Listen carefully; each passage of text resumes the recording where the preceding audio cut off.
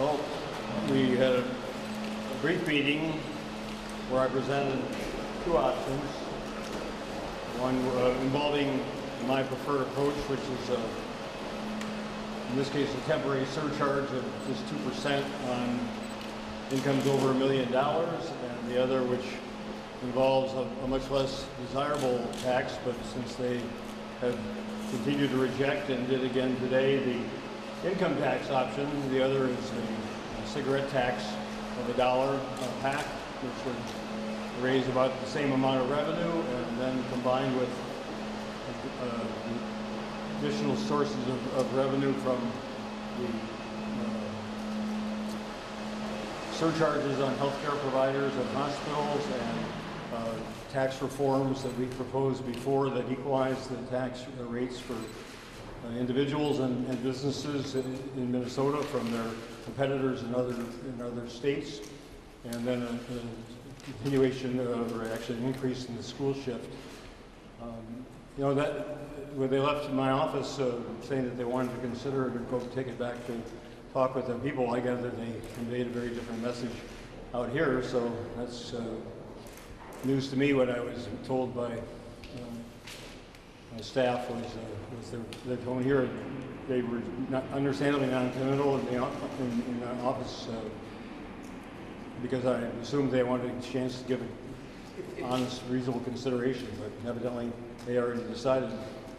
If they've made it pretty clear up until this point that they were going to reject any income tax hikes, and also had made over to something like cigarette tax was not something they were open to, why present it to?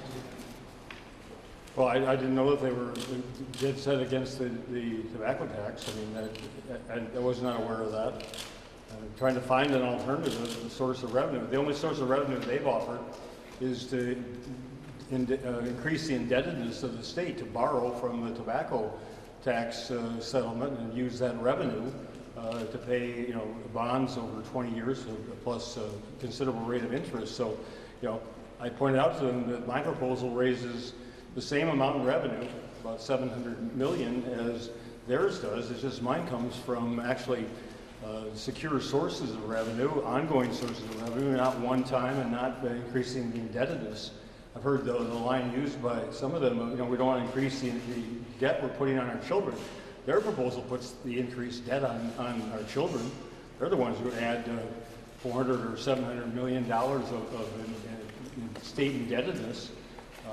And my proposal raises revenue. So, if they don't agree with this one, then it's incumbent on them to come back with another proposal, and we'll keep this process going. But, I made the initiative today. I offered two serious options, and if they don't want either one of those, then it's incumbent on them to come back quickly and get this resolved so we can get the state government back to work again. Governor, what was the specific income or cigarette tax proposal? How much per pack? $1 additional per pack, which would still leave us 29 cents a pack below Wisconsin. And how much does that raise, Governor? It raises 200.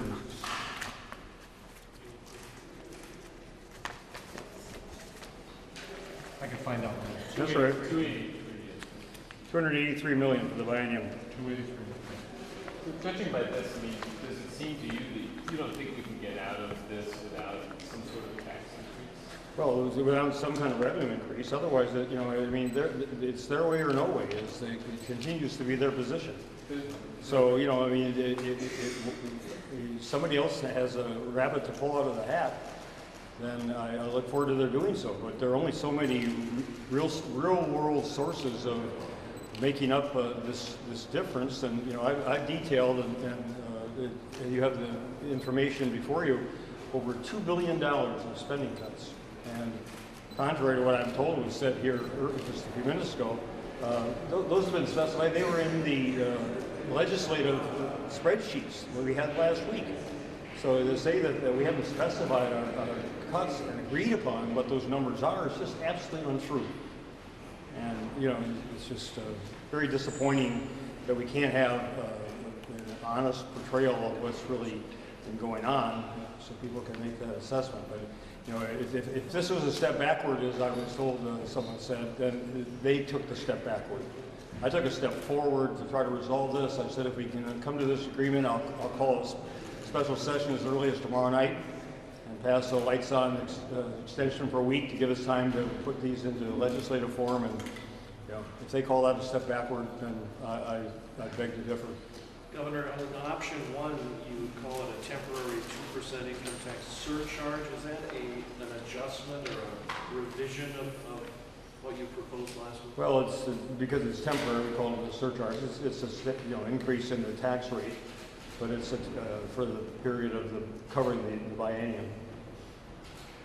Would this cover the same 7,700 millionaires of tax dollars? Exactly. When we talked about revenue with the public meeting a moment ago, Speaker Dellers brought up gambling, but said that it's not worth getting into if you're not going to sign a bill. That would be almost about the same as the cigarette tax increase. Is that sort of even being discussed? Again, I mean, that's why I'm not going to have any more of these discussions with them without other participants, because it's just, it's not it's not an honest representation of what I said. We had gaming discussions last week, 3 or 4 different occasions, and I said, I'm not in favor of it, but I don't rule it out as part of a package, and I never indicated at all that I would assign something that was passed. What we heard again and again from both caucuses on both sides, House and Senate, was that they didn't think they had the votes to pass it.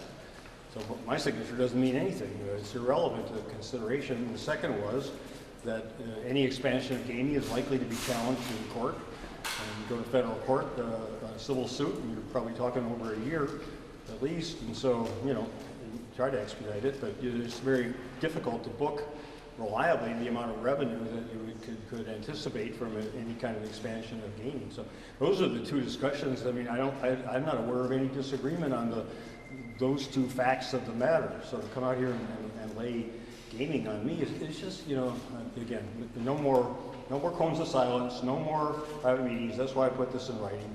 I'm tired of having this stuff come out very differently from how it's transpired. So where do you go from here? I'll wait for them. Wait for them to have a response to my proposal. I have to come. Their turn now to make a counter proposal. If they don't like the ones I made today, I'm interested to see what the Carlson-Mondale committee will come forth with tomorrow, and hopefully they'll have some good ideas. We're meeting tomorrow morning on the education reform issues. You will take part in that? I will take part in that. My proposal, as I state in the letter, these 2 proposals would require that we take the policy off the boards unless both sides agree to it, so we don't get bogged down in this kind of time-consuming controversy. But we'll be able to specify once again tomorrow where we disagree on the education policy.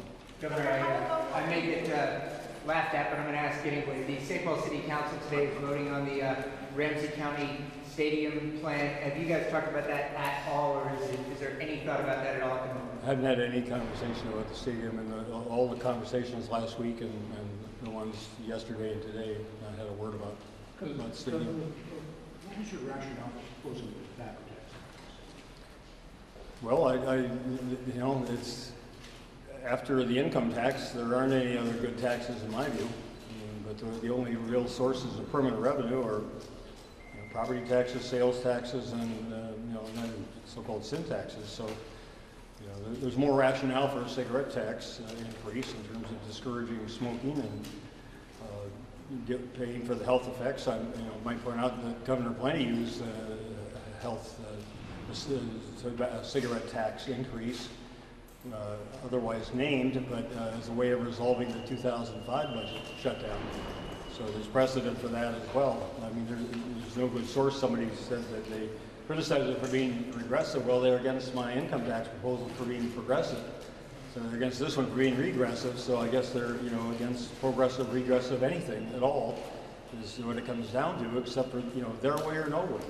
I mean, once again, it's their proposal or nothing at all. So that's just, that's not responsible leadership.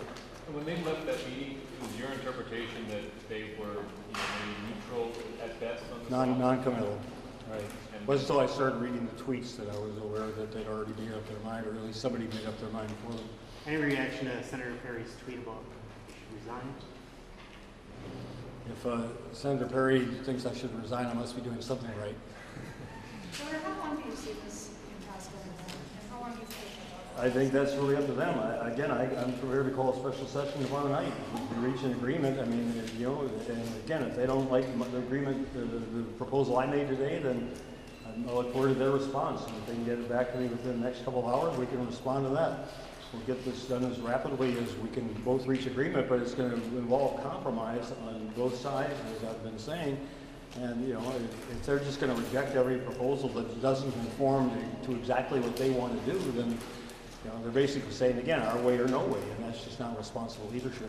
Governor, how do you depict the Health and Human Services negotiations? While they said this was frustrating and step backwards, they said Health and Human Services is progressing. No, I think I would agree with that from what I was told. I didn't get a full briefing on the meetings that overlap, but you know, I think they have continued to make progress, and that's an indication that we can get this worked out. But it still means that we have to come up with the $1.4 billion gap to eliminate the overall budget deficit, and that's what I proposed to do today. Gave two different options, and you know, that still remains even with an agreement on the Health and Human Services. Are you saying no more budget talks until they call you back?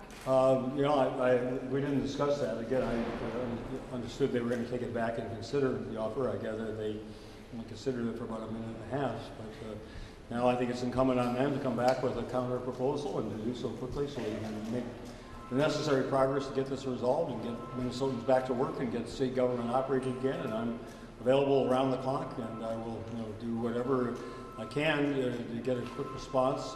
And again, if this was a step backward, it's because they took the step backward, not me.